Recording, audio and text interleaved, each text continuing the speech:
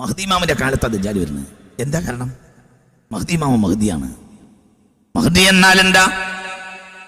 ഗൂഢരഹസ്യങ്ങൾ അദ്ദേഹത്തിന്റെ ഭൂമിയിൽ ജീവിക്കുമ്പോൾ ഗൂഢരഹസ്യങ്ങളെ നിലനിർത്താൻ ആ പ്രസ്ഥാനങ്ങൾക്ക് കഴിയുകയില്ല. എല്ലാ ഗൂഢരഹസ്യവും ഒരു ക്യാൻവാസിൽ കാണുമ്പോൾ അദ്ദേഹം കണ്ടുകൊണ്ടേയിരിക്കും. അതാണ് മഹ്ദി എന്ന വാക്കിന്റെ അർത്ഥം തന്നെ അതാണ്. എല്ലാവർക്കും രഹസ്യമായ കാര്യം അദ്ദേഹത്തിന് പരസ്യമായിരിക്കും. സുബ്ഹാനല്ലാഹ് സുബ്ഹാനല്ലാഹ് സുബ്ഹാനല്ലാഹ് സുബ്ഹാനല്ലാഹ്. എൻ്റെ കണ്ണെപ്പോഴും ലൗഹിൽ അതെന്നോവെന്ന് പറഞ്ഞിട്ടുണ്ടല്ലോ മുഹീദ്ദീൻ ശൈഖ് റളിയല്ലാഹു അൻഹു. മുഹീദ്ദീൻ ശൈഖിനെക്കാളൊക്കെ എത്രയോ വലിയ ആളാണ് ബഹുമാനപ്പെട്ട ഇമാം മഹ്ദി റളിയല്ലാഹു അൻഹു. എൻ്റെ കണ്ണെപ്പോഴും ലൗഹിൽ അതെന്നോവർ എന്ന് പറഞ്ഞിട്ടുണ്ടെങ്കിൽ എനിക്ക് മറല്ല എന്നല്ലേ എൻ്റെ അർത്ഥം. അതിനേക്കാൾ എത്രയോ വലിയ ആളാണ് ബഹുമാനപ്പെട്ട ഇമാം മഹ്ദി റളിയല്ലാഹു. എത്രയോ വലിയ ആളാണ് ഇമാം മഹ്ദി റളിയല്ലാഹു അൻഹു. അപ്പോൾ എന്താ? ഭൂമിയിൽ അദ്ദേഹത്തിന്റെ മുന്നിൽ ഒരു രഹസ്യത്തെ ഒളിച്ചു വെക്കാൻ കഴിയുകയില്ല. ദജ്ജാൽ ഇവിടെ ആയിരക്കണക്കായ കൊല്ലങ്ങളുണ്ട്. നിങ്ങൾ ഇരുട്ടിൽ തപ്പണ്ട, ഞാൻ നിങ്ങൾക്ക് ദജ്ജാലിനെ കാണിച്ചു തരും ഇൻഷാ അല്ലാഹ്. ആ വിഷയത്തിൽ ഒരു ഗൗരവമായ പഠനം ഞാൻ നടത്തിക്കൊണ്ടിരിക്കുന്നുണ്ട്. ഞാൻ ദജ്ജാലിനെ നിങ്ങൾ കാണിച്ചു തരും. ദജ്ജാല് ഈ പറഞ്ഞതുപോലെ ഒരു ഫ്രീസറിൽ വെച്ചതാണ്. ഫ്രീസറിൽ നിങ്ങൾ വിചാരിക്കുന്നു നാളെ ഫ്രീസറാണ് റഹ്മത്തുള്ളാഹി ഖാസിമി. ദജ്ജാൽ ഫ്രീസറിലാന്ന് പറഞ്ഞു വിചാരിക്കരുത്. അതൊരു ഫ്രീസർ പോലത്തെ ഒരു സംഭവമാണ്. അതായത് ദജ്ജാലിന്റെ മേൽ ഇവങ്ങോട്ട് ചുറ്റിയിരിക്കുകയാണ്. ഈ കാണുന്ന സാധനങ്ങളെല്ലാം ചുറ്റിയിരിക്കുകയാണ്. ഈ രഹസ്യങ്ങളെ മുഴുവനും പൊതിഞ്ഞു കിടക്കുകയാണ് ദജ്ജാൽ. എല്ലാ ഗൂഢതന്ത്രങ്ങളുടെയും രഹസ്യത്തിന്റെയും കേന്ദ്രം ദജ്ജാലാണ്. ആയിരക്കണക്കായ കൊല്ലങ്ങളായി ലോകത്ത് നടത്തുന്ന എല്ലാ ഗൂഢതന്ത്രങ്ങളുടെയും പിതാവ് ദജ്ജാലാണ്. യാതൊരു സംശയം വേണ്ട. എല്ലാം ഏതൊരു ഗൂഢതന്ത്രം ലോകത്തുണ്ട് അതിൻ്റെയൊക്കെ പിന്നിൽ ദജ്ജാലാണ്. മഹ്ദി ഇമാം മഹ്ദിയാണ്. മഹ്ദി എന്ന് പറഞ്ഞാൽ എന്താ? ഒരു രഹസ്യവും അദ്ദേഹത്തിന്റെ മുന്നിൽ രഹസ്യമാക്കി വെക്കാൻ കഴിയില്ല. അദ്ദേഹം മഹ്ദിയാണ്. അദ്ദേഹം അതായത് ആയിരക്കണക്കായ കൊല്ലങ്ങൾക്ക്, ആയിരക്കണക്കെന്ന് പറഞ്ഞാൽ 10,000-3000 കൊല്ലങ്ങൾക്ക് മുമ്പാണ് താബൂത്ത് ഉപേക്ഷിക്കപ്പെട്ടിട്ടുള്ളത്. താബൂത്തിന് അദ്ദേഹം പുറത്തേക്ക് കൊണ്ടുവരും. താബൂത്ത് വന്നാൽ തന്നെ ശാന്തത വരുന്നല്ലേ. فيه سكينة من ربكم وبقية مما ترك آل موسى وآل هارون. فيه سكينة, ശാന്തത ലഭിക്കുമെന്നല്ലേ പറഞ്ഞത്? ശാന്തതയല്ലേ ലോകത്ത് മനുഷ്യന്മാർക്ക് എപ്പോഴും വേണ്ടത്? തിന്നാനും കുടിക്കാനുമല്ല, ശാന്തി സമാധാനം. താബൂത്ത് എന്നാൽ ലോകത്തെ ഒരു അത്ഭുതകരമായ അള്ളാഹുവിന്റെ നിഅമത്താണ് താബൂത്ത്. പക്ഷെ ആ താബൂത്തിന് അവർ ഇരുളിട്ടു. എന്തുകൊണ്ട്? താബൂത്ത് വെളിച്ചത്തുണ്ടെങ്കിൽ ഇരുളിന് ജയിക്കാൻ കഴിയില്ല. ആ താബൂത്തിനെ അവർ കൊണ്ട് ഉപേക്ഷിച്ചു. എന്തുകൊണ്ട്? ജൂതന്മാരുടെ അവസ്ഥ എന്നാണ്. ജൂതന്മാരെന്താണ്? ജൂതന്മാരുടെ കയ്യിൽ താബൂത്ത് ഉണ്ടായിരുന്നു. സയ്യിദുനാ മൂസ ഏൽപ്പിച്ച താബൂത്ത് ഉണ്ടായിരുന്നു. അത് പിൽക്കാലഘട്ടത്തിൽ അവർ നശിപ്പിച്ചു. നശിപ്പിക്കാന്ന് പറഞ്ഞാൽ അവർ അതിനെ ഇരുളില്ല. അത് അല്ലാഹു സുബ്ഹാനഹു വ തആല തൗഫീഖാണ്. അത് അന്ത്യനാളിൽ വെളിപ്പെടുത്തും. താബൂത്ത് പുറത്തു വരും. ആരാണ് താബൂത്ത് വെളിച്ചത്ത് കൊണ്ടുവരിക? അത് മറ്റാരുമല്ല, മഹ്ദി. അതുകൊണ്ടാണ് അദ്ദേഹത്തിന് മഹ്ദി എന്ന് പേര് വന്നത്. അതോടുകൂടെ ഒറിജിനൽ തൗറാത്ത് പുറത്തു വരും, ഇൻജീൽ പുറത്തു വരും. ഗുണകാംക്ഷികളായ 10,000-കണക്കായ ജൂത ക്രൈസ്തവ സമൂഹം ലോകത്തിന്റെ ഈ രക്ഷകന്റെ കൂടെ നിൽക്കുകയും ചെയ്യും. അദ്ദേഹം ഉറങ്ങുന്നവനെ പോലും ഉണർത്തുകയില്ല. അങ്ങനെയാണ് അദ്ദേഹത്തിന്റെ ജീവിതം. അദ്ദേഹത്തിന്റെ പട്ടാളം ഭക്ഷണം കഴിക്കും, വെള്ളം കുടിക്കും, ഭക്ഷണം ഉണ്ടാവൂല.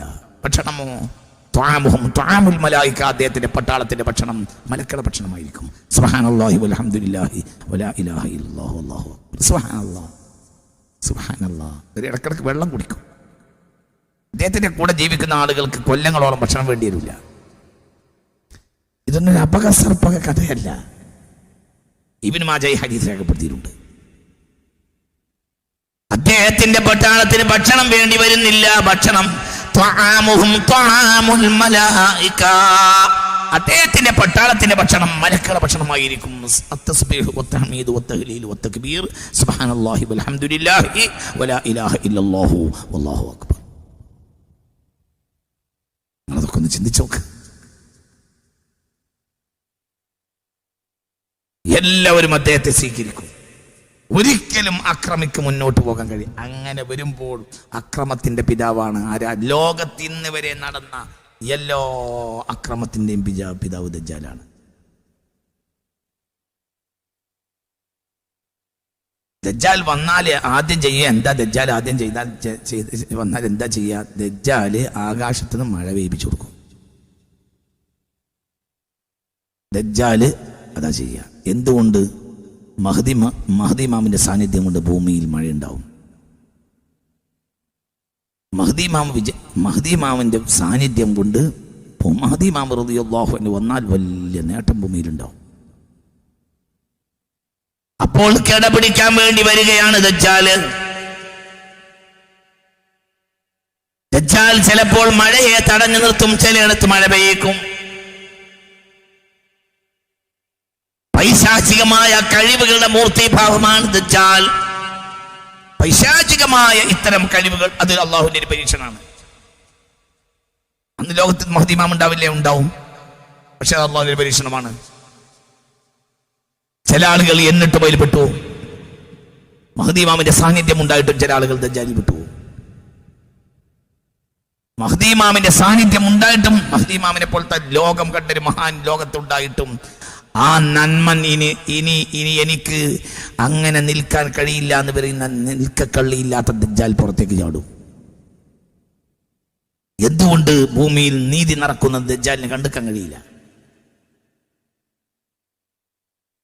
ദജ്ജാലിന്റെ അനുയായികൾക്ക് ആകട്ടെ അനങ്ങാൻ കഴിയുകയില്ല, ഒന്നും ചെയ്യാൻ കഴിയില്ല. അപ്പോൾ ദജ്ജാൽ പുറത്തേക്ക് ചാടും. തന്നെ താലോലിച്ച ആളുകൾ വരെ മഹ്ദി ഇമാമിനെ പിന്തുടരുന്നത് ദജ്ജാൽ കാണും. ദജ്ജാലിന്റെ അനുയായികളും കാണും. ദജ്ജാൽ പുറത്തേക്ക് വരും. മഹാനായ ഇമാം മഹ്ദി റളിയല്ലാഹു അൻഹുവിന്റെ സാന്നിധ്യം ഭൂമിയിൽ ഉണ്ടായിട്ട് കൂടി ചില ആളുകൾ ദജ്ജാലിന്റെ അടുത്തേക്ക് പോകും. എന്തുകൊണ്ട്? നേരത്തെ നൂറ്റാണ്ടുകൾ, ആയിരക്കണക്കായ കൊല്ലങ്ങളായി ദജ്ജാലിന്റെ സാന്നിധ്യം കൊണ്ട് സുഖമനുഭവിക്കുന്ന തറവാടിന്റെ ബാക്കിയുള്ള ആളുകളായിരിക്കും അവര്. ഇസ്ഫഹാനിൽ നിന്ന് 70,000 ജൂത നേതാക്കന്മാർ അദ്ദേഹത്തിന്റെ പിന്നാലെ ഉണ്ടാകും. ദജ്ജാൽ ലഅനത്തുല്ലാഹി അലൈഹിയുടെ പിന്നാലെ ഉണ്ടാകുമെന്ന് മുഹമ്മദ് മുസ്തഫ സ്വല്ലല്ലാഹു അലൈഹി വസല്ലം. ജൂതപ്രമാണികൾ എന്നാ പറഞ്ഞത്. ലോകത്തെ എല്ലാ കുടില തന്ത്രങ്ങളുടെ എന്തിനാ ജൂതപ്രമാണികൾ പിന്നാലെ നടക്കുന്നത്? ലോകത്തെ എല്ലാ കുടില തന്ത്രങ്ങളുടെയും പിതാക്കന്മാർ ജൂതന്മാരാണ്. മിൻ അഷ്റാഫിൽ യഹൂദ് എന്നാണ് ഹബീബ നബി പറഞ്ഞത്. മിൻ അഷ്റാഫിൽ യഹൂദ്. ഇസ്ഫഹാൻ ഇറാന്റെ ഏരിയയിലാണ്. അവിടെ നിന്ന് പ്രത്യേക വിഭാഗം രഹസ്യങ്ങളുള്ള ചില ജൂതന്മാരുടെ കേന്ദ്രമാണത്. ലോകത്ത് ബ്ലാക്ക് മാജിക് പ്രചരിപ്പിച്ചുകൊണ്ടിരിക്കുന്ന വലിയ ജൂത വിഭാഗമാണ് ഇസ്ഫഹാനിലെ ജൂതന്മാര്. അവരിലെ വലിയ നേതാക്കന്മാരടക്കം ജൂതപ്രമാണികളും നേതാക്കന്മാരും 70,000 ആളുകൾ പൊതിഞ്ഞുകൊണ്ട് നടക്കും ദജ്ജാലിനെ എന്നാണ് ലഅനത്തുല്ലാഹി അലൈഹി. അപ്പൊ നമ്മളിത് ചിന്തിക്കണം. അതിന്റെ സമയം ഏകദേശം ആയിട്ടുണ്ട്. ഏത് സന്ദർഭത്തിലും അതൊക്കെ വരാനുള്ള സമയം. ലാ യഖ്റുജുൽ മഹ്ദി ഹത്താ യുഗ്ഫറ ബില്ലാഹി ജഹ്റാ. പരസ്യമായി അള്ളാഹുവിനെ നിഷേധിക്കുന്നത് മുസ്ലിമീങ്ങൾക്കിടയിൽ പോലും സർവ്വസാധാരണയാവും. അപ്പോഴാണ് മഹ്ദി പ്രത്യക്ഷപ്പെടുക. അനിബിന് സീരീൻ റളിയല്ലാഹു അൻഹു.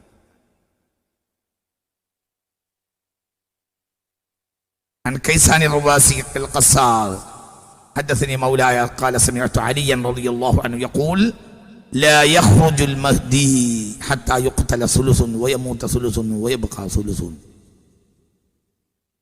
അറബ് സമൂഹത്തിൽ 3 വിഭാഗം മരിച്ചു പോവുകയും 3 വിഭാഗം കൊല്ലപ്പെടുകയും 3 വിഭാഗം ബാക്കിയാവുകയും ചെയ്യുമ്പോഴേ മഹ്ദി ഇറങ്ങി വരികയുള്ളൂ.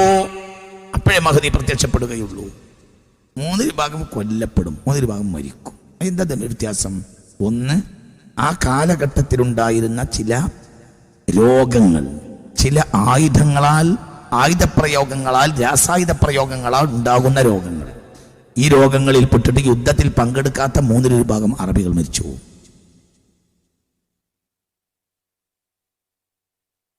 രാസായുധ പ്രയോഗം ഉണ്ടായിക്കഴിഞ്ഞാൽ അതിൽ സിവിലിയന്മാർ മരിച്ചു പോകും, അല്ലെങ്കിൽ ബോംബിങ്ങിൽ മരിച്ചു പോകും. ഇപ്പോൾ സിറിയയിൽ കൊല ചെയ്യപ്പെട്ട ലക്ഷക്കണക്കായ ആളുകൾ, 6 ലക്ഷത്തോളം ആളുകൾ യുദ്ധത്തിനിടയിൽ മരിച്ചവർ അവർ പട്ടാളക്കാരല്ല, പിന്നെ ആരാ? സിവിലിയന്മാർ. എന്ത്? ബോംബിങ്ങിൽ മരിച്ചുപോയി. യുദ്ധത്തിൽ മരിച്ചു പോകും, കൊല ചെയ്യപ്പെടും. 3% ആളുകൾ രോഗികളായും ഈ വെപ്പൺസോ മറ്റോ ഒക്കെ ഉള്ള കാരണത്താൽ, അതിൻ്റെ സാന്നിധ്യത്താൽ, അതിൻ്റെ വൈറസും അതുമായി ബന്ധപ്പെട്ട രോഗങ്ങളും ഒക്കെ ആയിട്ടായിരിക്കാം മറ്റൊരു 3% മരിക്കുകയും ചെയ്യും. അറബ് ലോകത്ത് 3% ആളുകൾ മാത്രമേ ബാക്കിയാകൂ. ആ സന്ദർഭത്തിലാണ് മഹ്ദി വരികയാണ് മുഹമ്മദ് മുസ്തഫ. അതാ ഞാൻ പറഞ്ഞത്, കുറച്ചുകൂടെ ബാക്കിയുണ്ട്. പക്ഷെ ആ കാലഘട്ടം ആകുമ്പോഴത്തേന് ലോകത്തുള്ള അക്രമം എത്ര ആയിരിക്കും എന്ന് നാം ചിന്തിക്കണം. عن علي رضي الله عنه قال لا يخرج المهدي حتى يبصق بعضكم في وجه بعض. മുഖത്തേക്ക് തുപ്പും. ഇത് അലി ബിൻ അബി ത്വാലിബ് റളിയല്ലാഹു അൻഹു പറയുന്നത് മുത്ത് റസൂൽ മുസ്തഫ തങ്ങളിൽ നിന്ന് വിവരം കിട്ടാതെ ഇങ്ങനത്തെ ഒരു വാക്ക് സയ്യിദുനാ അലിയുൽ മുർത്തള പറയുകയില്ല. لا يخرج المهدي حتى يخرج الرجل بالجارية الحسنة. ഒരു പെൺകുട്ടിയുടെയുമായി ഒരാൾ മാർക്കറ്റിൽ വരും. മയസ്തരി ഹാദിഹി ബിവസ്നിഹാ തുആം.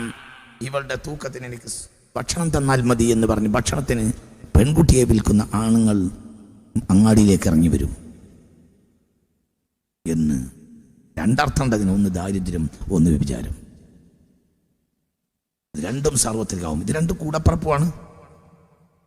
വ്യഭിചാരം ഉണ്ടെങ്കിൽ ദാരിദ്ര്യം ഉണ്ടാവും, ദാരിദ്ര്യം ഉണ്ടെങ്കിൽ വ്യഭിചാരം ഉണ്ടാവും. പരസ്പരം കൂടപ്പറപ്പാണ് ഇത് രണ്ടും, ദാരിദ്ര്യം വ്യഭിചാരം എന്ന്.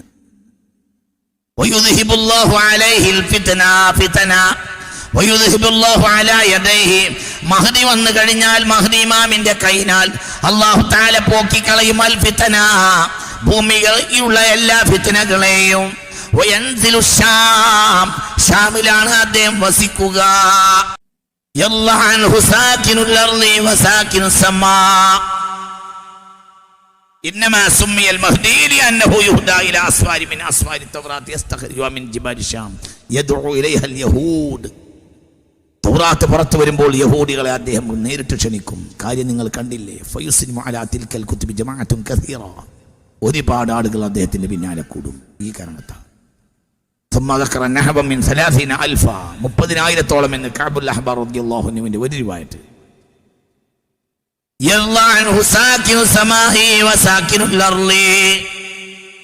അദ്ദേഹത്തിൽ സംതൃപ്തരാകും ആകാശത്ത് വസിക്കുന്നവരും ഭൂമിയിൽ വസിക്കുന്നവരും.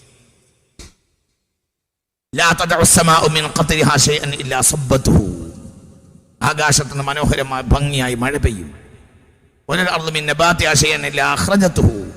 സസ്യലതാദികളെല്ലാം ഭൂമി പുറത്തെടുക്കുകയും ചെയ്യും. ജീവിച്ചിരിക്കുന്ന ആളുകൾ മരിച്ചവരെ പറ്റി ആലോചിക്കും. പട്ടിണി കടന്നും പ്രയാസപ്പെട്ടും മരിച്ചുപോയ ആളുകൾ അങ്ങനെ ഓർക്കുമ്പോൾ ജീവിച്ചിരിക്കുന്നവർ വിചാരിച്ചു, അവർ എന്നുണ്ടായിരുന്നെങ്കിൽ എത്ര നന്നായിരുന്നു, അവർക്ക് ഒരു പ്രയാസം ഉണ്ടാവില്ലായിരുന്നല്ലോ. പ്രയാസ കാലഘട്ടത്തിൽ പ്രയാസത്തിൽ മരിച്ചുപോയ ആളുകളെ കുറിച്ച് ജീവിച്ചിരിക്കുന്ന ആളുകൾ കൊതിച്ചു, അല്ലാ ഇപ്പോഴായിരുന്നു നമ്മളെ വാപ്പ ഉണ്ടാകേണ്ടിയിരുന്നത്, ഇപ്പോഴാണ് നമ്മളെ ഉമ്മ ഉണ്ടായിരുന്നത്, ഇപ്പോഴാണ് നമ്മളെ അക്കാക്ക ഉണ്ടാകേണ്ടിയിരുന്നത്, ഇപ്പോഴാണ് എൻ്റെ ഭാര്യ ഉണ്ടായിരുന്നത്, അവൾ കഷ്ടപ്പെട്ടാണ് എൻ്റെ മരിച്ചത്. ഇപ്പോഴുള്ള ജീവിക്കുന്ന ആളുകൾ കഷ്ടമില്ല. അള്ളാഹ് കഷ്ടത്തിലാണല്ലോ, ഒരു മരുന്ന് പോലും കൊടുക്കാൻ കഴിയാതെയാണല്ലോ എൻ്റെ കുഞ്ഞ് മരിച്ചു പോയത്. ഞാനില്ല യുദ്ധത്തിലാണല്ലോ എൻ്റെ പുര പൊളിഞ്ഞതിൻ്റെ. ഒരു സിറിയക്കാരൻ ആലോചിക്കാം, 8-10 മക്കളും ബാപ്പയും 5-6 മക്കളും ബാപ്പയും ഉമ്മയൊക്കെ ജീവിച്ചിരിക്കുന്ന കാലഘട്ടത്തിൽ അവരെ മുഴുവനും ബോംബിങ് കൊണ്ട് കൊലപ്പെടുത്തി. അല്ലാ എന്ന ആ ബാക്കിയുള്ള ശേഷിപ്പുള്ള ആളുകൾ വിചാരിച്ചു, അല്ലാ അവരിപ്പോൾ ഉണ്ടായിരുന്നെങ്കിൽ അവർക്ക് എന്ത് സന്തോഷമായിരുന്നു. അവസാന കാലങ്ങളിൽ അവരെത്ര വേദന സഹിച്ചാൽ മരിച്ചത്. ഇന്ന് അവരുണ്ടായിരുന്നെങ്കിൽ എത്ര അവർക്ക് സന്തോഷം അനുഭവിക്കാൻ കഴിഞ്ഞില്ലല്ലോ എന്ന് പറഞ്ഞ് അവർ കരഞ്ഞു. ആ രൂപത്തിൽ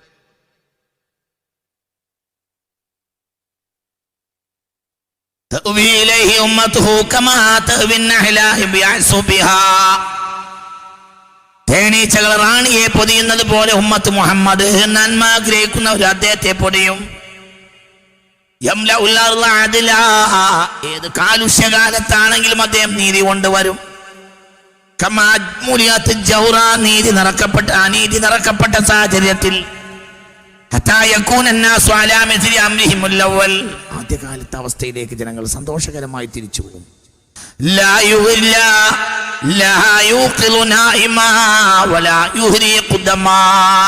അദ്ദേഹം ഒരു ഉറങ്ങുന്നവനെയും മുഹമ്മദ് മുസ്തഫ അദ്ദേഹം ഒരു ഉറങ്ങുന്നവനെ പോലും ഉണർത്തുകയില്ല. ഒരു രക്തവും അദ്ദേഹം ഒലിപ്പിക്കുകയുമില്ല. അദ്ദേഹം ഭൂമിയെ നിറക്കും. 7 വർഷം അദ്ദേഹം നീതിപരമായി ഭൂമിയിൽ ഭരണം നടത്തും. അദ്ദേഹം ഭൂമി സന്തോഷിക്കും. 7 വർഷമുണ്ട്. മഹ്ദി ഇമാം വന്നാൽ ബഹുമാനപ്പെട്ടവരുടെ നീതിയുടെ വർഷം, നീതി നടപ്പിലാക്കും. 7 വർഷം നീതി നടപ്പിലാക്കും ഇമാം മഹ്ദി റളിയല്ലാഹു അൻഹു. ഭൂമിയിൽ 7 വർഷം നീതി നടപ്പിലാക്കും ഇമാം മഹ്ദി റളിയല്ലാഹു അൻഹു. മഹ്ദി വന്നാൽ നിങ്ങൾ മഹ്ദിയുടെ അടുത്ത് പോകണം. നിങ്ങൾ മഞ്ഞ് മലകളുടെ മേൽ മുട്ടിത്തിഴഞ്ഞ് നീന്തിയാണെങ്കിലും നിങ്ങൾ മഹ്ദിയുടെ അടുത്ത് പോകണമെന്ന് മുഹമ്മദ് മുസ്തഫ. മഹ്ദി ഇമാമിനെ കൂടുതൽ സഹായിക്കുക കിഴക്കൻ രാജ്യങ്ങളിലെ ആളുകളായിരിക്കും. കിഴക്കൻ രാജ്യങ്ങളിലെ നീതി ആഗ്രഹിക്കുന്ന ജനങ്ങൾ മുഴുവനും ജാതി മതഭേദമന്യേ അദ്ദേഹത്തിന്റെ കൂടെ നിൽക്കും. കിഴക്കൻ രാജ്യങ്ങൾ, മദീനയിൽ നിന്ന് കിഴക്കൻ രാജ്യങ്ങൾ എന്ന് പറയുമ്പോൾ ഇങ്ങനെ അങ്ങോട്ട് വരും. അതൊക്കെ നമ്മളൊക്കെ അതിൽ ഉൾപ്പെടാം. വിശാലമായൊരു ലോകം, മദീന എന്ന വിശാലമായൊരു ലോകം. ലോകത്ത് നീതി നടപ്പിലാകണമെന്ന് ആഗ്രഹിക്കുന്ന എത്രയോ രാജ്യക്കാരുണ്ടാവും. ആ രാജ്യക്കാരെല്ലാം അദ്ദേഹത്തിന്റെ കൂടെ പെട്ടെന്ന് ചേരും. എന്തുകൊണ്ട്? നീതി നടപ്പിലാക്കാനുള്ള കൊതി ഭൂമിയിൽ.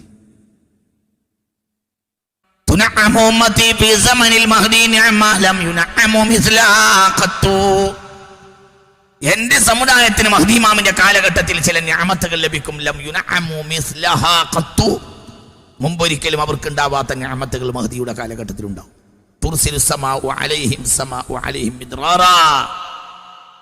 മനോഹരമായി മഴ ആവശ്യത്തിന് അവർക്ക് പെയ്തുകൊണ്ടേയിരിക്കും. ഭൂമിയിൽ ഒരു സസ്യമുണ്ടെങ്കിൽ, ഒരു ധാന്യമണി ഉണ്ടെങ്കിൽ അതൊന്ന് പൊട്ടിമുളച്ച് മനോഹരം. എല്ലാവർക്കും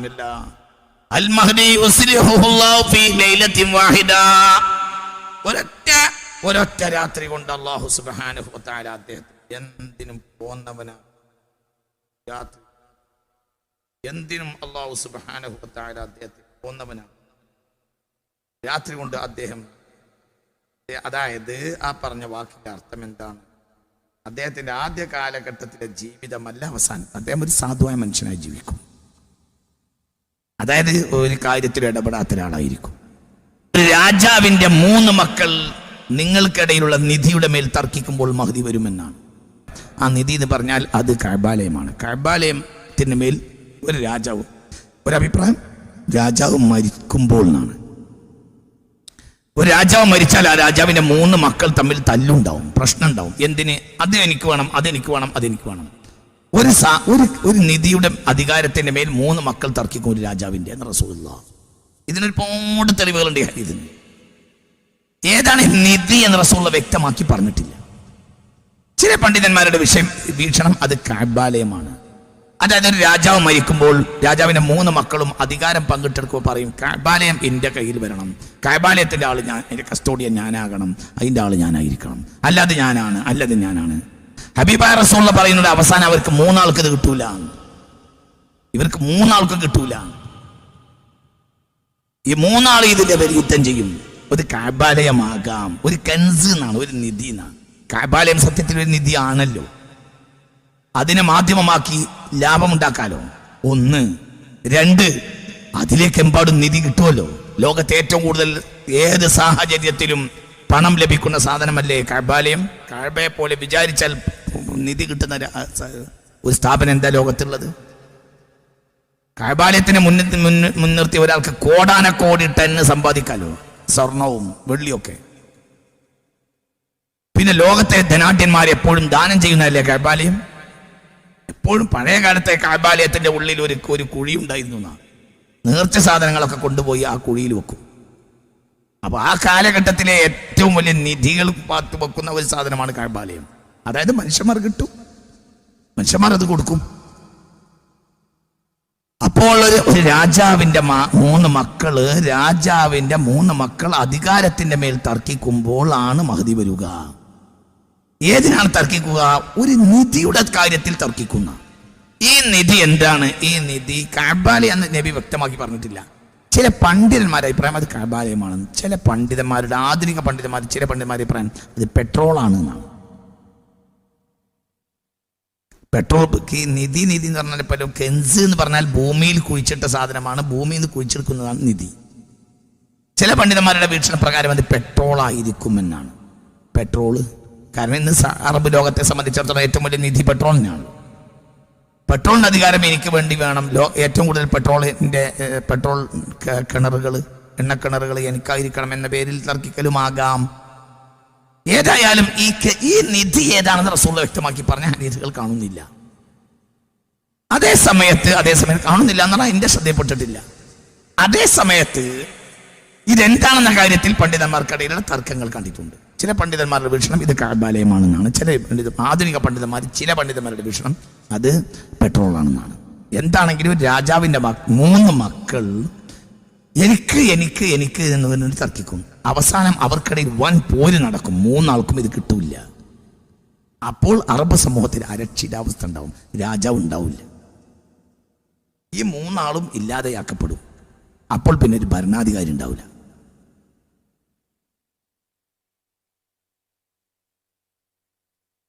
അപ്പോൾ ജനങ്ങൾ ബഹുമാനപ്പെട്ട മഹ്ദി ഇമാമിനെ അന്വേഷിച്ചത്. മഹ്ദി ഇമാമിന്റെ സമയമായി ഉണ്ട് എന്ന് എല്ലാവർക്കും അറിയാം. എല്ലാവരും മഹ്ദി ഇമാമിനെ അന്വേഷിച്ചു കൊണ്ടിരുന്നു. ആ സമയത്ത് മഹ്ദി ഇമാം എന്ത് ചെയ്യും? റളിയല്ലാഹു അൻഹു, ഇമാം മഹ്ദി റളിയല്ലാഹു അൻഹു ചെയ്യും. ഇമാം മഹ്ദി റളിയല്ലാഹു അൻഹു ഒരു നിലക്ക് ബഹുമാനപ്പെട്ടവർക്ക് പുറത്തു വരുന്നതിൽ താല്പര്യമില്ല. ഒന്ന്, ഇത്തരം കാര്യങ്ങളിൽ ഇടപെടുന്ന ഒരു മനസ്സ് അദ്ദേഹത്തിന് ഉണ്ടായിരുന്നു. മഹ്ദി ഇമാമിന് ഞാനാണ് മഹ്ദി എന്ന് പറഞ്ഞ് രംഗത്ത് വരാനുള്ള താല്പര്യമില്ല. അദ്ദേഹം ഒരിക്കലും ഒരു ഭരണാധികാരിയാകാനോ മറ്റോ ആഗ്രഹിക്കുകയില്ല. അപ്പൊ അദ്ദേഹം എന്ത് ചെയ്യും? അദ്ദേഹം സാധാരണക്കാരനായി ജനങ്ങളിൽ കഴിഞ്ഞുകൂടും. എന്നാൽ അല്ലാഹു സുബ്ഹാനഹു വ തആല ആരിഫീങ്ങളായ ചില ആളുകൾക്ക് തൗഫീഖ് നൽകും. മഹ്ദി നാട്ടിലുണ്ട്, മഹ്ദിയെ കണ്ടെത്തണം.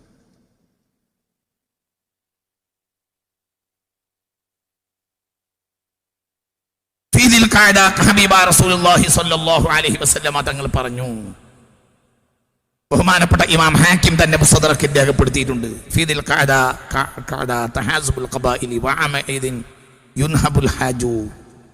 അതായത് ഒരു തരം സംഘം കെട്ടൽ. ദുൽഖഅദ മാസത്തിൽ പല പാർട്ടികളായി പിരിയും മുസ്ലിം ലോകം. ഹജ്ജിന്റെ സമയമായിരിക്കും. ഒരു തരം സംഘം കെട്ടലുകൾ നടക്കും. ആ വർഷം ഹജ്ജിമാർക്കിടയിൽ കവർച്ച നടക്കും. മിനയിലെ യുദ്ധമുണ്ടാവും. അതിൽ ഒരുപാട് കൊല ചെയ്യപ്പെട്ടവരുണ്ടാവും. എമ്പാടും ആളുകൾ അതിൽ കൊല ചെയ്യും. ആ യുദ്ധത്തിൽ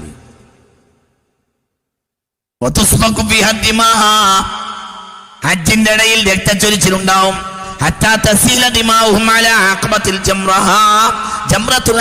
വരെ രക്തം തളം കെട്ടും. അപ്പോൾ മഹ്ദി ഇമാം രംഗം വിട്ടോടും. മഹ്ദി ഇമാം ഇന്നെ അന്വേഷിച്ച ആളുകൾ വരുമെന്നറിയാം. അദ്ദേഹം ഒളിച്ചു കളിക്കും. അപ്പോൾ ഹജറുൽ അസ്വദിന്റെ മൂലയുടെയും മഖാം ഇബ്രാഹിമിന്റെ ഏരിയയുടെയും ഇടയിൽ അദ്ദേഹത്തെ കൊണ്ടുവരും. നിർബന്ധാവസ്ഥയിൽ കൊണ്ടുവരും. അദ്ദേഹത്തോട് പറയപ്പെടും, ഇനി നിങ്ങൾ ഞങ്ങളെ ഏറ്റെടുത്തില്ലെങ്കിൽ നിങ്ങളെ കഴുത്തി ഞങ്ങൾ വിട്ടുമെന്ന് ജനങ്ങൾ അദ്ദേഹത്തോടും കഅബാലയത്തിൽ വെച്ച് പറയും. അതായത് നിങ്ങൾ ഇനി ഞങ്ങളെ അധികാരം, നിങ്ങളെയാണ് അല്ലാഹു തആല ഇനി അധികാരം. ഇതെന്തുകൊണ്ട്? അല്ലാഹുവിന്റെ ആരിഫീങ്ങളായ ആളുകൾ അപ്പോൾ രംഗത്ത് വരും. ആരിഫീങ്ങൾ എന്നുണ്ടാവും. പക്ഷെ ഖിയാമത്ത് നാളാകുമ്പോൾ ആരിഫീങ്ങൾ ഉള്ളിലേക്ക് വലിയും. ലോകത്തെ ഏത് കാലഘട്ടത്തിലും അള്ളാഹുവിന്റെ ആരിഫീങ്ങൾ ഉണ്ടാകുമെന്നാണ്. അഖ്താബീങ്ങൾ ഉണ്ടാവും, അബ്ദാലിങ്ങൾ ഉണ്ടാവും. 313 അബ്ദാലില്ലാത്തൊരു കാലവും ലോകത്തും. അതൊക്കെ ഞാൻ പിന്നീട് പറയും. ഇശാഇന്റെ ഉളൂ കൊണ്ട് സുബ്ഹ് നിസ്കരിച്ചവർ എന്നാണ് നാളത്തെ വിഷയം. അതേപോലെ തന്നെയാണ് ദുനിയാവിൽ എപ്പോഴും അബ്ദാൽ എന്നൊരു വിഭാഗമുണ്ട്. ഇൻഷാ അല്ലാഹ് അതൊക്കെ മണിമണിയായി പറയും. അതൊക്കെ അള്ളാഹുവിന്റെ ആരിഫീങ്ങൾ, സിദ്ദീഖീങ്ങൾ ലോകത്ത് പഠിച്ച ഇസ്തിലാഹാത്തുകളാണ്. അതൊക്കെ സത്യമായി പറയും, നേരായി പറയും. ആരും ബേജാറാവണ്ട. ഇതൊന്ന് സുന്നികൾക്ക് പോലും അറിയില്ല. അബ്ദാൽ എന്താണ്, ഖുത്ബ് എന്താണ്, ഓസ് എന്താണ്, വലിയ എന്താണ്, ആരിഫ് എന്താണ്, സിദ്ദീഖ് എന്താണ് എന്ന ഇസ്തിലാഹത്തുകൾ, ഇതൊക്കെ ഔലിയാക്കന്മാരുടെ സാങ്കേതിക പദങ്ങളാണ്. അതിന്ന് സുന്നികൾക്ക് പോലും അറിയാത്തൊരു കാലവുമാണ്. പഠിച്ചവർക്ക് പോലും അറിയില്ല എന്താണ് ഈ അബ്ദാൽ. എന്താണ് ഈ അബ്ദാൽ? 313 ഭൂമിയിൽ ഇന്നും 313 അബ്ദാൽ ഉണ്ടാവും. അതിൽ ഖുത്ബുണ്ടാകും, ഓസ് ഉണ്ടാവും. അള്ളാഹുവിന്റെ പ്രത്യേക സഹായമെത്തുന്ന ആളുകളാണ് അവരെല്ലാം. അവർക്ക് എപ്പോഴും ഞാൻ പറഞ്ഞില്ല എങ്ങനെ കാര്യങ്ങൾ അവർക്ക് കിട്ടും. അപ്പോൾ 7 ആളുകൾ അള്ളാഹുവിന്റെ ഔലിയാക്കന്മാരിൽ കെങ്കേമന്മാരായ 7 ആളുകൾ രംഗത്ത് വരും. അവർ ഒരു നാട്ടുകാരാവില്ല. മിൻ ബിലാദിൻ ശത്താ,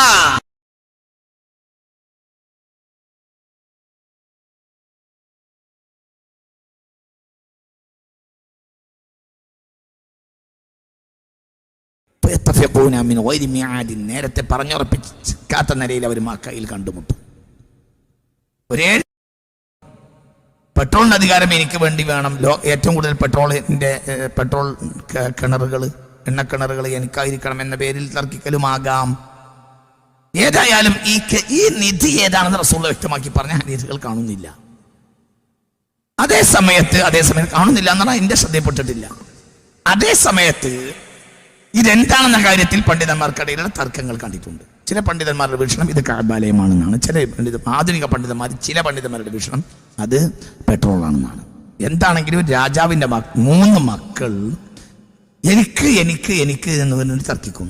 അവസാനം അവർക്കിടയിൽ വൻ പോര് നടക്കും. 3 ആൾക്കും ഇത് കിട്ടൂല. അപ്പോൾ അറബ് സമൂഹത്തിൽ അരക്ഷിതാവസ്ഥ ഉണ്ടാവും, രാജാവ് ഉണ്ടാവില്ല. ഈ 3 ആളും ഇല്ലാതെയാക്കപ്പെടും. അപ്പോൾ പിന്നെ ഒരു ഭരണാധികാരി ഉണ്ടാവില്ല.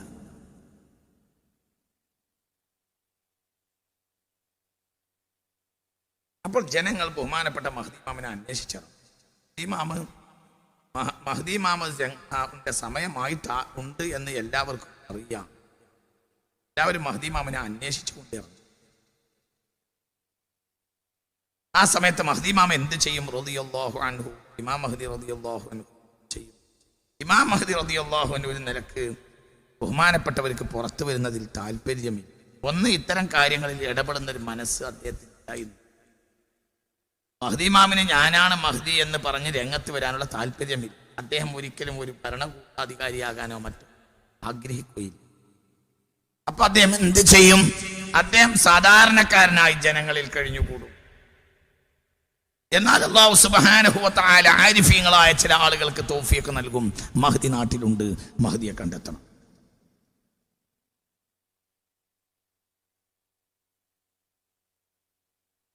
ഫീദിൽ ഖഅദ ഹബീബ റസൂലുള്ളാഹി സ്വല്ലല്ലാഹു അലൈഹി വസല്ലം തങ്ങൾ പറഞ്ഞു. ബഹുമാനപ്പെട്ട ഇമാം ഹാക്കിം തന്റെ മുസ്തദറക്കിൽ രേഖപ്പെടുത്തിയിട്ടുണ്ട്. ഫീദിൽ ഖഅദ തഹാസുബുൽ ഖബാഇലി വഅമഇദിൻ യുൻഹബുൽ ഹാജു. അതായത് ഒരു തരം സംഘം കെട്ടൽ. ദുൽഖഅദ മാസത്തിൽ പല പാർട്ടികളായി പിരിയും മുസ്ലിം ലോകം. ഹജ്ജിന്റെ സമയമായിരിക്കും.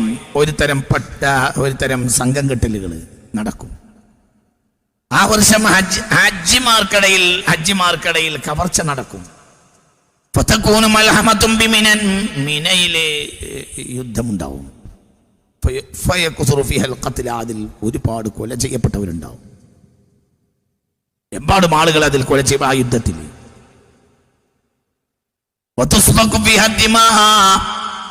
ഹജ്ജിന്റെ ഇടയിൽ രക്തച്ചൊരിച്ചിലുണ്ടാവും.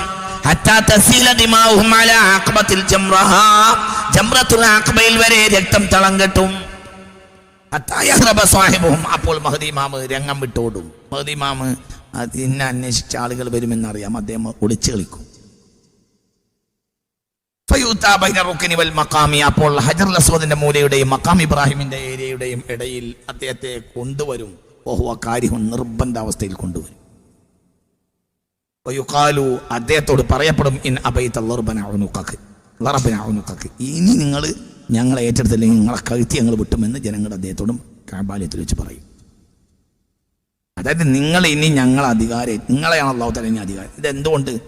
അല്ലാഹുവിന്റെ ആരിഫീങ്ങളായ ആളുകൾ അപ്പോൾ രംഗത്ത് വരും. ആരിഫീങ്ങൾ എന്നുണ്ടാവും. പക്ഷെ ഖിയാമത്ത് നാളാവുമ്പോൾ ആരിഫീങ്ങൾ ഉള്ളിലേക്ക് വലിയും. ലോകത്തെ ഏത് കാലഘട്ടത്തിലും അള്ളാഹുവിന്റെ ആരിഫ്യങ്ങൾ ഉണ്ടാകുമെന്നാണ്. അഖ്താബിങ്ങൾ ഉണ്ടാവും, അബ്ദാലിങ്ങൾ ഉണ്ടാവും. 313 അബ്ദാലില്ലാത്തൊരു കാലവും ലോകത്ത്. അതൊക്കെ ഞാൻ പിന്നീട് പറയും. ഇശാഇന്റെ ഉളൂ കൊണ്ട് സുബ്ഹ് നിസ്കരിച്ചവർ എന്നാണ് നാളത്തെ വിഷയം. അതേപോലെ തന്നെയാണ് ദുനിയാവിൽ എപ്പോഴും അബ്ദാൽ എന്നൊരു വിഭാഗമുണ്ട്. ഇൻഷാ അല്ലാഹ് അതൊക്കെ മണിമണിയായി പറയും. അതൊക്കെ അള്ളാഹുവിന്റെ ആരിഫ്യങ്ങൾ, സിദ്ദീഖീങ്ങൾ ലോകത്ത് പഠിച്ച ഇസ്തിലാഹാത്തുകളാണ്. അതൊക്കെ സത്യമായി പറയും, നേരായി പറയും. ആരും ബേജാറാവണ്ട.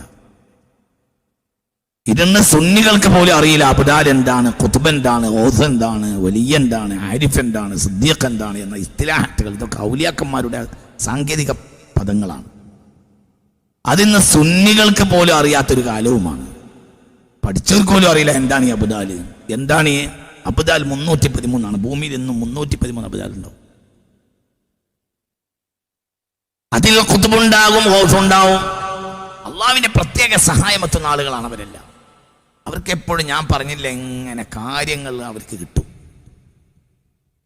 അപ്പോൾ 7 ആളുകൾ അള്ളാഹുവിന്റെ ഔലിയാക്കന്മാരിൽ കെങ്കേമന്മാരായ 7 ആളുകൾ രംഗത്ത് വരും. അവർ ഒരു നാട്ടുകാരാവില്ല. മിൻ ബിലാദിൻ ശത്താ, വിവിധങ്ങളായ നാടുകളിൽ നിന്ന് റസൂലുള്ളാഹി പറയുന്നത്. ചില ആരിഫുകൾ രംഗത്ത് വരും, 7 ആളുകൾ. നേരത്തെ പറഞ്ഞുറപ്പിക്കാത്ത നിലയിൽ അവർ മക്കയിൽ കണ്ടുമുട്ടും. 7 ആളുകൾ പല നാട്ടിൽ നിന്നും. ഒരാള് ഇന്ത്യക്കാരനാകാം, ഒരാൾ മിസ്രിയാകാം, ഒരാൾ ഏതെങ്കിലും ആഫ്രിക്കൻ രാജ്യത്ത് വേറെ ഉള്ളതാവാം, ഒരാൾ വേറെ ഏതെങ്കിലും യൂറോപ്യൻ രാജ്യത്തുള്ളതാകാം. എന്താണെങ്കിലും ഭൂമിയിൽ ജീവിക്കുന്ന 7 ആരിഫീങ്ങൾ ആ രംഗത്ത്. ഈ അശാന്തമായ സാഹചര്യം ലോകത്ത് ഉണ്ടാവരുതല്ലോ, അത് നിർത്തണമല്ലോ. മഹ്ദി ഇമാം ഇവിടെ രംഗത്തുണ്ടല്ലോ, അദ്ദേഹത്തിന് പുറത്തു കൊണ്ടുവരണമല്ലോ എന്ന് വിചാരിച്ച്. അതെന്തോ അങ്ങനെയാണല്ലോ. ഇപ്പൊ സമസ്ത കേരളീയത്തിലും ഉണ്ടായതെന്ന് ഒരു ദിവസം കൊണ്ട് പൊട്ടി മുളച്ചല്ല. അതിന്റെ പിന്നിൽ ആരും ബഹുമാനപ്പെട്ട പാങ്ങിരാമതമുട്ടി മുസ്ലിയാരുടെ കഠിനാധ്വാനാണ്. അതുപോലത്തെ ചില ആളുകളുടെയും. അപ്പൊ അവർ ഈ സാഹചര്യത്തിൽ രംഗത്ത് വരും. അത് അള്ളാഹിന്റെ തീരുമാനമായിരിക്കും. അവർക്ക് പോലും അറിയില്ല ഞങ്ങൾ ഈ ചെയ്യുന്ന കാര്യം എന്താണ്. അങ്ങനെ അള്ളാഹു സുബ്ഹാനഹു വ തആല 7 ആരിഫീങ്ങളായ കരുകരുത്തന്മാരായ അള്ളാഹുവിനെ, ഒരുപക്ഷെ അവർ അവതാലികൾപ്പെട്ട ആളുകളായിരിക്കാം. അക്കാലത്ത് സമുന്നതരായ ആരിഫീങ്ങളായ 7 ആളുകൾ മിൻ ബിലാദിൻ ശത്താ, വിവിധങ്ങളായ രാജ്യങ്ങളിൽ നിന്ന് അവർ രംഗത്ത് വരും. എന്നിട്ട് അവർ മക്കയിൽ മേളിക്കും. മിൻ ഗൈരി മിആദ്, നേരത്തെ പറഞ്ഞുറപ്പിച്ച നിലക്കല്ല. അവർ മക്കയിലുണ്ട്, ഒത്തുകൂടും. അപ്പൊ അവർ തമ്മിൽ കൈ കൊടുക്കും, തിരിച്ചറിയും. എന്താണ് അപ്പൊ ഈ പ്രശ്നം പരിഹരിക്കേണ്ട? പരിഹരിക്കണം. ആർക്കാ പരിഹരിക്കാൻ കഴിയാൻ? നമുക്ക് പരിഹരിക്കാൻ കഴിയില്ല. അതിന് മഹ്ദി ഇമാം വരണം. മഹ്ദി ഇവിടെ ഉണ്ടല്ലോ, ഉണ്ട്. ആരിഫീങ്ങൾക്കറിയാം മഹ്ദി ഉണ്ട്.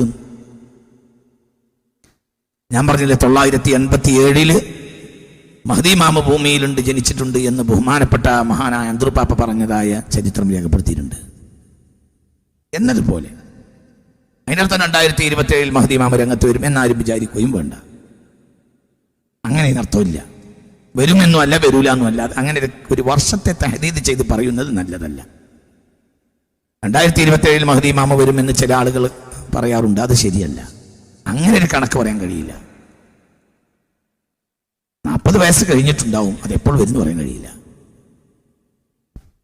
ഇനി അള്ളാഹുവിന്റെ ഔലിയാക്കന്മാരുടെ വാക്കുകളാണ്. ആ പറഞ്ഞതിന്റെ അർത്ഥം എന്താണെന്ന് അതെപ്പോഴും നമുക്ക് പറയാനോട്ട് കഴിയൂല. ഏതായാലും അന്തർപാപ്പ അങ്ങനെ പറഞ്ഞതായി ചരിത്രത്തിൽ കാണുന്നുണ്ട്. ചിന്തിക്കണം. മാത്രമല്ല വേറെയും ആളുകൾ മഹ്ദി ഇമാം ജനിച്ചിട്ടുണ്ട് എന്ന് വേറെയും ലോകത്തെ ആരിഫീങ്ങളായ ആളുകൾ വെളിപ്പെടുത്തി പറഞ്ഞ സംഭവം എനിക്കറിയാം. വേറെയുണ്ട് ലോകത്തെ ആരിഫീങ്ങളായ മഹാന്മാർ. നഖ്ശബന്ദി തുരീഖത്തിന്റെ മഹാനായ ഷെയ്ഖ്, മരണപ്പെട്ടു പോയ ഷെയ്ഖ്, വളരെ വ്യക്തമായി അള്ളാഹുവിന്റെ ഹബീബ് മുത്തു മുഹമ്മദ് മുസ്തഫ തങ്ങളുടെ പേരക്കുട്ടി മഹ്ദി ഇമാം ലോകത്ത് ജനിച്ചിട്ടുണ്ട് എന്ന് പറഞ്ഞ രേഖകൾ, തെളിവുകളുണ്ട്. വേറെയും ആളുകളുണ്ട്.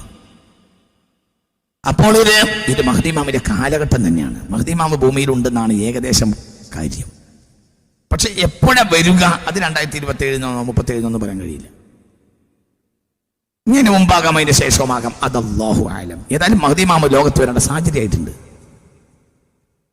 അതിന്റെ മുന്നിൽ ഇന്ന് ചെറിയ കാര്യങ്ങളേ ഉള്ളൂ. അതൊക്കെ എപ്പോഴും സംഭവിക്കാവുന്ന കാര്യങ്ങളുമാണ്. ഒരു യുദ്ധം പൊട്ടിപ്പുറപ്പെടുക. ഈ കൊറോണ കാലത്ത് പോലും യുദ്ധം ചെയ്യാൻ വേണ്ടി അമേരിക്ക പടക്കപ്പലയച്ചില്ലേ? ഒരു കാര്യത്തിൽ മനുഷ്യ കഷ്ടപ്പെടുന്ന സമയത്താണ് അവർ ചൈനയിലേക്ക് പടക്കപ്പലയച്ചത്. അപ്പൊ നിങ്ങൾ ആലോചിക്കും, മനുഷ്യന്റെ ഒരു ദുരാഗ്രഹം, മനുഷ്യന്റെ ഒരു യുദ്ധക്കൊടിയും. പ്രത്യേകിച്ച് അമേരിക്ക ഇപ്പോൾ ഈ കൊറോണയും കൂടി കഴിയുന്നതോടുകൂടി അമേരിക്ക സാമ്പത്തികമായി വളരെ തകരും. അമേരിക്ക എപ്പോൾ സാമ്പത്തികമായി തകർന്നാലും ലോകം ഭയപ്പെടണം. അവർ പിന്നെ തിരിച്ചെടുക്കുക. അവർ നമ്മളെപ്പോലെ നമ്മൾ സാമ്പത്തികമായി തകർന്നാൽ നെല്ലും പൂളയും വാഴയൊക്കെ ഉണ്ടാക്കിയിട്ടാണ് നമ്മൾ തിരിച്ചെടുക്കാൻ ശ്രമിക്കുക. അമേരിക്ക എപ്പോൾ സാമ്പത്തികമായി തകർന്നാലും അവർ മിഡിൽ ഈസ്റ്റിൽ വേഗം ഒരു യുദ്ധം ഉണ്ടാക്കും. എന്നിട്ട് വേഗം അവരെ ഖജനാവ് കൊഴിപ്പിക്കും. അത് അവർ ചെയ്യാറുള്ളത്. അമേരിക്കയിലെ ആളുകൾക്ക് സാമ്പത്തികമായി തകർന്നാലും അങ്ങനെയാണ്.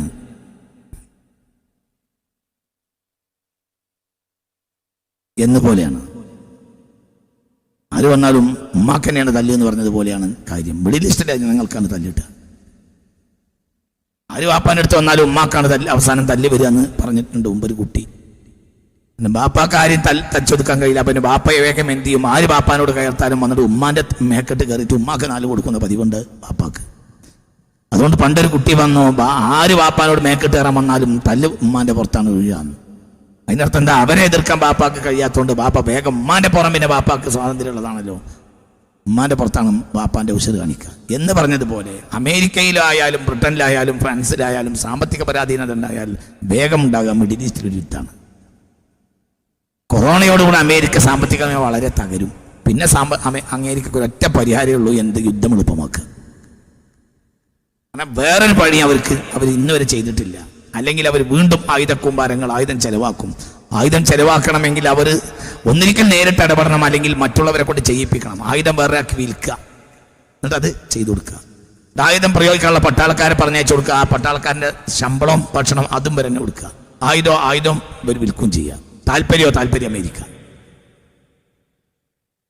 ഇതാണ് നൂറ്റാണ്ടുകളായി ലോകത്ത് നടന്നുകൊണ്ടിരിക്കുന്നത്. അത് കൊറോണ കഴിഞ്ഞാൽ വല്ലാതെ നേരം വൈകാതെ ഈ നിലക്ക് മുന്നോട്ട് പോവുകയാണെങ്കിൽ ലോകത്തെ സാമ്പത്തിക സ്ഥിതി, പിന്നെ നമ്മുടെ ഇന്ത്യക്കാർ സാമ്പത്തിക പ്രയാസം ഉണ്ടായാൽ നമ്മൾ മുണ്ട് മുറുക്കി കൊടുക്കും. എന്നാൽ വൻ ശാക്തിക രാഷ്ട്രങ്ങൾ മുണ്ട് മുറുക്കി കൊടുക്കല്ല ചെയ്യുക. അവർ ദുർബല രാഷ്ട്രങ്ങളിൽ യുദ്ധം ഉണ്ടാക്കിയിട്ട് അവർ കട്ടുകൊണ്ടു. അപ്പോൾ പിന്നെ അറബ് ലോകത്ത് വൻ ആളുകൾ മരിക്കുകയും കൊല ചെയ്യപ്പെടുകയും ചെയ്യുന്ന ഒരു യുദ്ധം എന്ന് പറഞ്ഞാൽ അത് കൊറോണ കഴിഞ്ഞാലും ഉണ്ടാവുക. അതിൻ്റെ അർത്ഥം കൊറോണ കഴിഞ്ഞതിനെ പറ്റിയൊന്നും യുദ്ധം ഉണ്ടാവുന്നല്ല. ഞാൻ പറഞ്ഞുകൊണ്ടുവരുന്നത് മഹ്ദി ഇമാമ് 2027 വരിക എന്നല്ല, അതിന്റെ മുമ്പും വരാം. ഇനി 2027 വരുന്നതിന് വിരോധമല്ല, 2037 ആവുന്നതിന് വിരോധമല്ല, 47 ആവുന്നതിന് വിരോധമല്ല. 2027 മഹ്ദി ഇമാമ് വരുമെന്ന് പറഞ്ഞൊരു സമയം കാത്തിരിക്കുന്ന സമയം, ആ രീതി നല്ലതല്ല. അത് ഒരു അംഗീകരിക്കാൻ കഴിയാത്ത കാര്യമാണ്. പക്ഷെ അതേ സമയത്ത് മഹ്ദി ഇമാം വരാനായിട്ടുണ്ട്.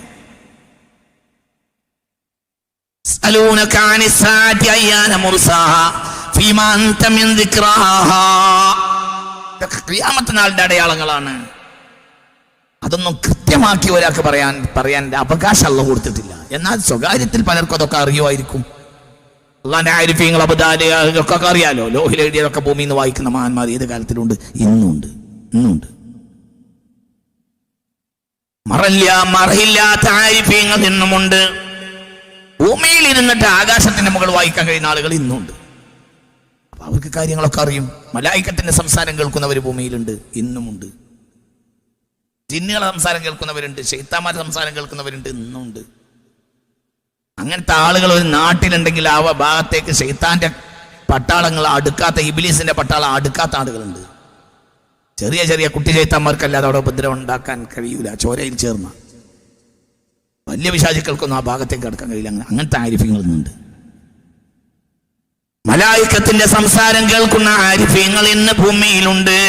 ഞാൻ പറഞ്ഞില്ലേ, ദജ്ജാലുമായി സമ്പർക്കപ്പെടുന്ന ജൂതന്മാര് ഭൂമിയിലുണ്ടെങ്കിൽ മലക്കുകളുമായി സമ്പർക്കപ്പെടുന്ന മുഅ്മിനീങ്ങളുണ്ട്.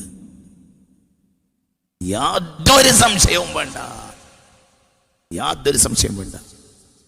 ജൂതന്മാർ ദൈനംദിനം ദജ്ജാലുമായി ബന്ധപ്പെട്ടുകൊണ്ടിരിക്കുന്നുണ്ട്. ദൈനംദിനം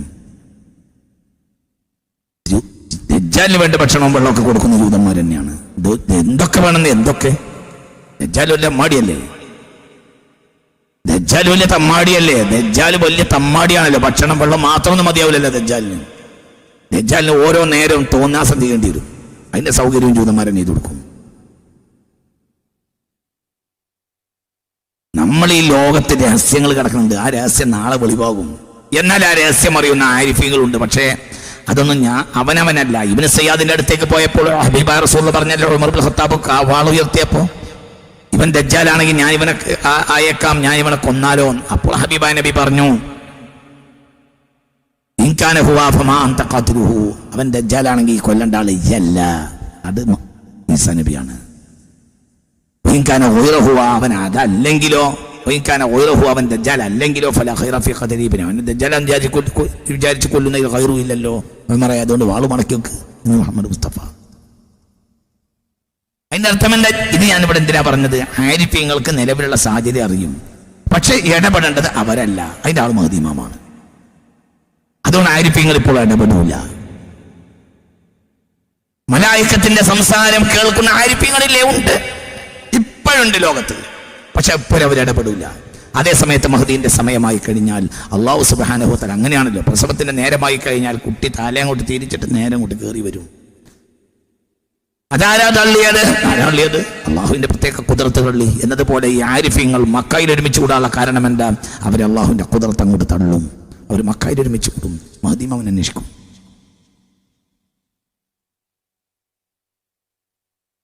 പലതവണ അവർ ചില റിവായത്തുകളിൽ കാണുന്നുണ്ട്, പലതവണ അവർ മഹ്ദി ഇമാമിനെ കാണും. അപ്പോൾ മഹ്ദി ഇമാം രക്ഷപ്പെടും. പലതവണ കാണും, പക്ഷേ അദ്ദേഹം അത് സ്വീകരിക്കൂല.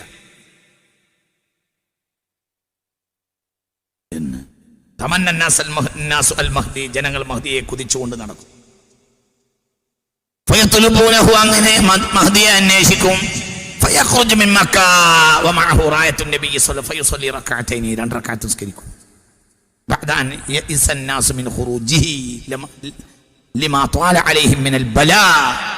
മനുഷ്യരിൽ വലിയ ബലാ വന്ന കാരണത്താൽ വലിയ പരീക്ഷണങ്ങളും പ്രയാസങ്ങളും അധികരിച്ചപ്പോൾ മനുഷ്യർക്ക് സ്വാഭാവികമായും മഹ്ദി ഇമാമിനെ കുറിച്ചൊരു നിരാശ പോലും വരും.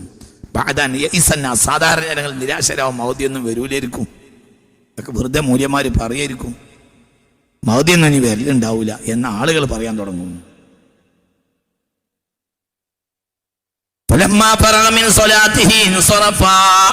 നിസ്കാരം കഴിഞ്ഞാൽ അദ്ദേഹം ജനങ്ങളിലേക്ക് തിരിഞ്ഞു പറയും, അയ്യുഹന്നാസ്, ജനങ്ങളെ,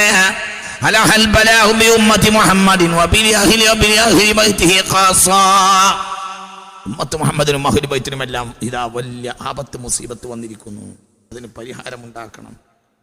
ആ പരിഹാരമുണ്ടാക്കാൻ വേണ്ടി മഹ്ദി ഇമാം രംഗത്ത് വരും. വഴികളെല്ലാം അടഞ്ഞു പോവും, കച്ചവടങ്ങളെല്ലാം മുറിഞ്ഞു പോവും. എന്തുകൊണ്ട്? കസറത്തുൽ ഫിതനകൾ അധികരിക്കും.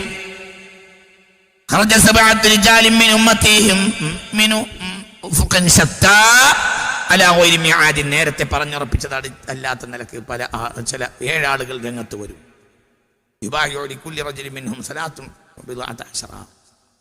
7 ആളുകളിൽ ഓരോരുത്തർ ആളുകളെയും 313 ആളുകൾ, 300 ചില്ലാനം ആളുകൾ ബൈഅത്ത് ചെയ്ത ആരിഫ്യങ്ങളായിരിക്കും, അവര് മശായിഖന്മാരായിരിക്കും.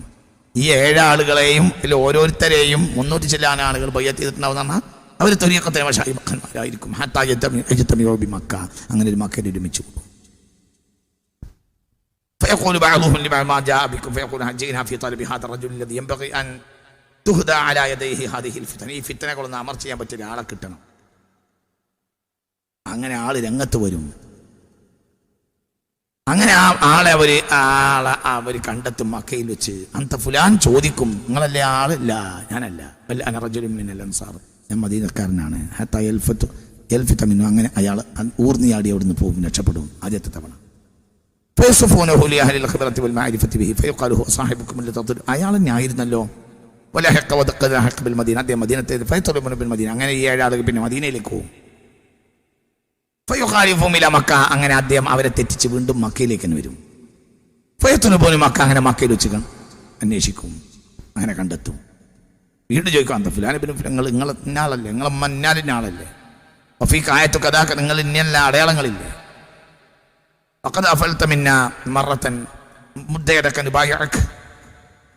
ഞങ്ങൾ ബൈഅത്ത് ചെയ്യട്ടെ, ഞങ്ങളെ കയ്യിൽ നിന്ന് നീട്ടി.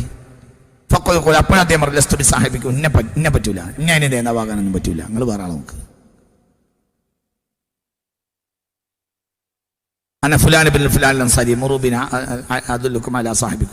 അങ്ങനെ അദ്ദേഹം വീണ്ടും ഓടുന്നു ഊർന്നിയാടും. പിന്നെ ഈ ആളുകൾ മദീനയെ പോയി അന്വേഷിക്കും. അദ്ദേഹം വീണ്ടും തെറ്റിച്ച് മക്കയിലേക്ക് വരും. മക്ക, വീണ്ടും മക്കയിലിട്ട് കണ്ടുമുട്ടും. കഅബാലയത്തിന്റെ റുക്നുൽ ഹജറിന്റെ മൂലന്റെ അടുത്ത് വെച്ച് അപ്പോൾ ഫയഖുലൂന, ഈ ഏഴാളുകൾ പറയും ഇസ്മുൻ അലൈക, വെറുതെ ഞങ്ങളെ കൊണ്ട് നിങ്ങൾ കുറ്റം ചെയ്യിപ്പിക്കരുത്, നിങ്ങൾ കഴുത്തി ഞങ്ങൾ വിട്ടു, നിങ്ങൾ കുറെ നേരമായി ഞങ്ങളെ കളിപ്പിക്കണം. ഒരു മാവുനാഫ്യൊക്കെ നിങ്ങളെ കഴുത്തിൽ ഞങ്ങളെ ചോര ഉണ്ടാവും. ഇല്ലത്തെ മുദ്ദുപിയതൊക്കെ ഞങ്ങൾക്ക് ബയാത്ത് ചെയ്യണം, നിങ്ങൾ ഈ കൈ നീട്ടി തരി, ഇല്ലെങ്കിൽ ഞങ്ങൾ നിങ്ങളെ കഴുത്തോട്ടേണ്ടി വരും.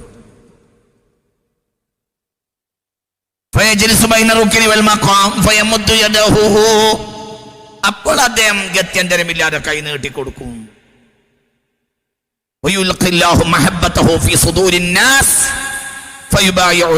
അങ്ങനെ അദ്ദേഹത്തോട് 7 ആളുകളും പിന്നെ മക്കയിലുള്ളവരും ബൈഅത്ത് ചെയ്യും, മദീനക്കാരും ബൈഅത്ത് ചെയ്യും. അപ്പോൾ ജനങ്ങളുടെ ഹൃദയത്തിൽ അദ്ദേഹത്തെ കുറിച്ചുള്ള സ്നേഹം ഇട്ട് കൊടുക്കും. മുസ്ലിം, ഹിന്ദു, ക്രിസ്ത്യാനി, ജൂതൻ വ്യത്യാസമില്ലാതെ നന്മ ആഗ്രഹിക്കുന്ന മനുഷ്യർ മുഴുവനും ഈ മനുഷ്യനെ നേതാവാക്കും. അദ്ദേഹം കേവലം ഒരു മുസ്ലിം നേതാവാവുകയില്ല, അദ്ദേഹം മാനുഷ സമൂഹത്തിന്റെ നീതിയുടെ നേതാവായിരിക്കും. ഇത് വളരെ ചിന്തിക്കണം. അദ്ദേഹം എല്ലാവരും മതം മാറ്റാൻ വേണ്ടി വരുന്ന ആളാന്ന് നിങ്ങൾ വിചാരിക്കരുത്. മഹ്ദി ഇമാമിനെ കുറിച്ചുള്ള ഹദീസുകളും മറ്റുമൊക്കെ കാണുമ്പോൾ അത് ഭയത്തോടെയും അല്പം ഉദ്യോഗത്തോടെയും കേൾക്കുന്ന മറ്റു ആളുകളുണ്ട്. സത്യത്തിൽ മഹ്ദി ഇമാം മതം മാറ്റാൻ വരുന്ന ഒരാളല്ല. മഹ്ദി ഇമാം നീതിക്ക് വരുന്ന ആളാണ്. അപ്പോൾ ഹിന്ദു, മുസ്ലിം, ക്രൈസ്തവ, ജൂത വ്യത്യാസമില്ലാതെ നന്മ ആഗ്രഹിക്കുന്നവർ മുഴുവനും ഈ മനുഷ്യൻ നേതാവ് അംഗീകരിക്കും. ഇപ്പോഴും നമ്മൾ അങ്ങനെ ഉണ്ടല്ലോ. നമ്മുടെ നാട്ടിലും അങ്ങനെയല്ലേ? ഒരു മഹാനായ നേതാവിനെ കണ്ട എല്ലാവരും അംഗീകരിക്കുമല്ലോ. ഗാന്ധിജി അംഗീകരിച്ചവർ മുഴുവനും ഹിന്ദുക്കളാണോ? മൗലാന മുഹമ്മദ് അലി അംഗീകരിച്ചവർ മുഴുവൻ മുസ്ലിമുകളാണോ? അങ്ങോട്ടും ഇങ്ങോട്ടും ഒക്കെ ഉണ്ടല്ലോ എന്നതുപോലെ അതായത് ഒരു മതം മാറ്റൽ പ്രക്രിയക്ക് വേണ്ടിയാണ് മഹ്ദി ഇമാം വരുന്നത് എന്ന ധാരണ ചില പ്രഭാഷകന്മാരിൽ നിന്ന് വരുന്നുണ്ട്. അത് തെറ്റാണ്. അങ്ങനെയല്ല, നീതിക്ക് വേണ്ടി വരുന്നത്. മനുഷ്യരെ എപ്പോഴും അവരുടെ താല്പര്യത്തിന് വിടുക എന്നത് ഇലാഹിയായ ഹിക്മത്താണ്. മനുഷ്യരെ അവരുടെ താല്പര്യത്തിന് വിടണം. അതേ സമയത്ത് എല്ലാവർക്കും നീതിക്ക് അധികാരമുണ്ട്, അർഹത ഉണ്ട്. അപ്പോൾ തേനീച്ചകൾ റാണിയെ പോലെ അദ്ദേഹത്തെ കുറിക്കാന്ന് പറഞ്ഞാൽ ഹിന്ദു, മുസ്ലിം, ക്രൈസ്തവ, ജൂത വ്യത്യാസമില്ലാതെ ഈ നീതിമാനിലേക്ക് ജനങ്ങളെ കൊണ്ട് ചേരും. എല്ലാവരും അദ്ദേഹത്തെ പിടിച്ച് നേതാവാക്കും.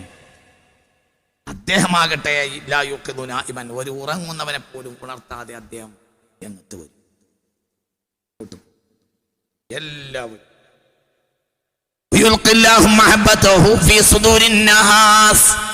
ജനഹൃദയങ്ങളിൽ അദ്ദേഹത്തെ കുറിച്ചുള്ള സ്നേഹം അല്ലാഹു തആല ഇട്ടു കൊടുക്കും.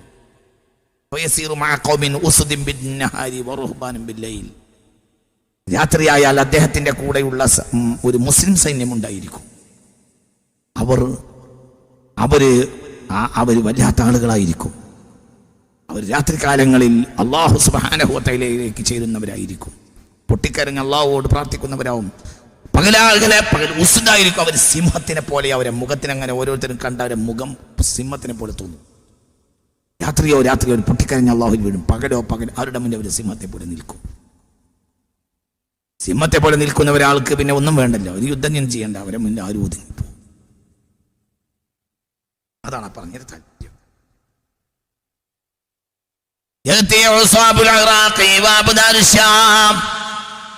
ഇറാഖിലെ സംഘങ്ങളും ഷാമിലെ അബ്ദാലികളും വരും.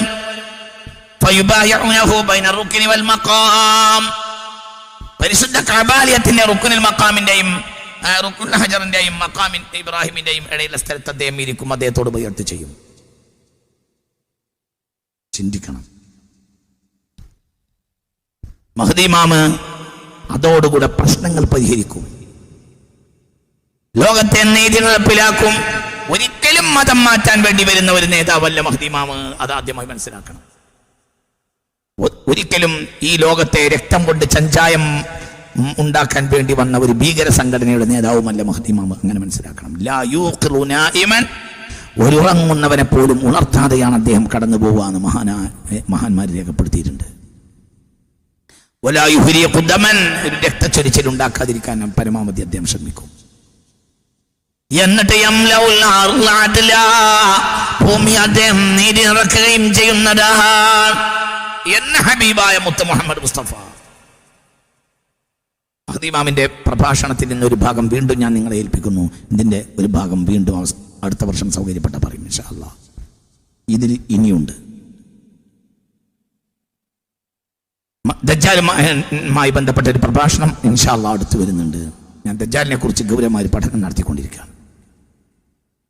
അതിലൊക്കെ പുതിയ പുതിയ രഹസ്യങ്ങൾ വെളിപ്പെടുന്നത് കൊണ്ടാണ് അങ്ങനെ പറയുന്നത്. ഇതൊക്കെ ഒരുപാട് രഹസ്യങ്ങളാൽ പൂണ്ടുകിടക്കുന്നതാണ്. അത് നമ്മൾ വിചാരിച്ചതുപോലെ വളരെ വലിയ രഹസ്യങ്ങൾ ഇതിന് പിന്നിലുണ്ട്. അല്ലാഹു സുബ്ഹാനഹു വ തആല കാര്യങ്ങളെ മനസ്സിലാക്കാൻ നമുക്ക് തൗഫീഖ് തരട്ടെ. അതുകൊണ്ട് തീർച്ചയായും തിന്മക്കറുതി ഉണ്ടാവും, അനീതിക്കറുതി ഉണ്ടാവും. ഒരു മതം മാറ്റലിന്റെ നേതാവായിട്ട് മഹ്ദി ഇമാമിനെ കാണരുത്. മഹ്ദി ഇമാം ഒരു മതം മാറ്റുന്ന നേതാവല്ല. മഹ്ദി ഇമാം ഒരിക്കലും ഒരു മതം മാറ്റുന്ന നേതാവല്ല. മഹ്ദി ഇമാം ഒരു രക്തരൂക്ഷിത വിപ്ലവം ഉണ്ടാക്കുന്ന നേതാവുമല്ല. പിന്നെ പകരന്മാരാണ്. അദ്ദേഹത്തിന് സൈന്യമുണ്ട് എന്ന് പറയുന്നുണ്ട്. ആ സൈന്യത്തിന്റെ ഭക്ഷണം പോലും അവർക്ക്. സുബ്ഹാനല്ലാഹി വൽഹം. പക്ഷെ അവരെ മുന്നിൽ ഒരാൾക്ക് പിടിച്ചേക്കാൻ കഴിയില്ല. എന്തുകൊണ്ട്? അവരത്രയും വലിയ ഉസദും ബിൻ നഹാർ. പകൽ അവരെ മുഖത്തേക്ക് നോക്കിയാൽ, രാത്രി അവരെ മുഖം നോക്കിയാൽ അവർ കരഞ്ഞു കലങ്ങിയ കണ്ണുകളാണ് അള്ളാന്റെ മുന്നിൽ. രാത്രി പകൽ അവരെ മുഖത്തേക്ക് നോക്കിയാലോ അവർ സിംഹത്തെ പോലെ ഉണ്ടാവും. അതുകൊണ്ട് ഒരു ജോർജ് ബുഷിന്റെ ഇമ്പീരിയലിസവും അവരുടെ ഒരു ഡൊണാൾഡ് ട്രംപിന്റെ ഇമ്പീരിയലിസവും അവരെ മുന്നിൽ നടക്കൂല. അവർ സിംഹക്കുട്ടികളെ പോലെ ഉണ്ടാവും. അവർ ഭൂമിയിൽ സകല ജനങ്ങൾക്കും നീതി കൊടുക്കും. ഹിന്ദുവിന് നീതി കൊടുക്കും, മുസ്ലിമിന് നീതി കൊടുക്കും, ക്രിസ്ത്യാനിക്ക് നീതി കൊടുക്കും, ജൂതന് നീതി കൊടുക്കും, എല്ലാവർക്കും നീതി കൊടുക്കും. എല്ലാ ജൂതന്മാരും ആക്രമികളാണെന്ന് ആരും വിചാരിക്കരുത്. ജൂതന്മാർ രണ്ട് വിഭാഗമാണ്. ഒന്ന് യൂറോപ്യൻ ജൂതന്മാരും ഒന്ന് ഏഷ്യൻ ആഫ്രിക്കൻ ജൂതന്മാരും. ഏഷ്യൻ ആഫ്രിക്കൻ ജൂതന്മാർ യൂറോപ്യൻ ജൂതന്മാരോട് പിൻപറ്റുമ്പോൾ മാത്രമാണ് നാശകാരികൾ. അല്ലെങ്കിൽ അടിസ്ഥാനപരമായി നന്മ ആഗ്രഹിക്കുന്ന അനവധി ജൂതന്മാർ ഏഷ്യൻ ആഫ്രിക്കൻ ജൂതന്മാരിലുണ്ട്. എന്നാൽ യൂറോപ്യൻ ജൂതന്മാർ എന്നും കച്ചവടക്കാരും എന്നും രക്തരോക്ഷിത വിപ്ലവത്തിന്റെ ആളുകളുമാണ്. അവരാകട്ടെ ലോകത്തെ ഏറ്റവും വലിയ ബ്ലാക്ക് മാജിക്കിന്റെ ആളുകളുമാണ്. അതിന്റെ സംവിധാനങ്ങളാണ് അവർ നടത്തിക്കൊണ്ടിരിക്കുന്നത്. ജൂതന്മാരുടെ ബ്ലാക്ക് മാജിക്കിനെ കുറിച്ച് പിന്നീട് ഞാൻ പറയും ഇൻഷാ അല്ലാഹ്. ചിലപ്പോഴൊക്കെ പറഞ്ഞിട്ടുണ്ട്, ഇനിയും പറയും. ഈ പ്രഭാഷണം ഇവിടെ അവസാനിക്കുന്നില്ല. മഹ്ദി ഇമാമിനെ കുറിച്ച് വീണ്ടും രഹസ്യമായ ചില ഏടുകൾ വീണ്ടും പുറത്തു വരാനുണ്ട്. മനുഷ്യരറിഞ്ഞിരിക്കേണ്ട രഹസ്യമായ ഏടുകൾ എന്ന് പറഞ്ഞാൽ നാം മനസ്സിലാക്കാത്ത ചില യാഥാർത്ഥ്യങ്ങൾ, എന്നാൽ മനസ്സിലാക്കൽ അത്യാവശ്യമായ യാഥാർത്ഥ്യങ്ങൾ. അല്ലാഹു സുബ്ഹാനഹു വ തആല നമുക്ക് തൗഫീഖ് നൽകട്ടെ.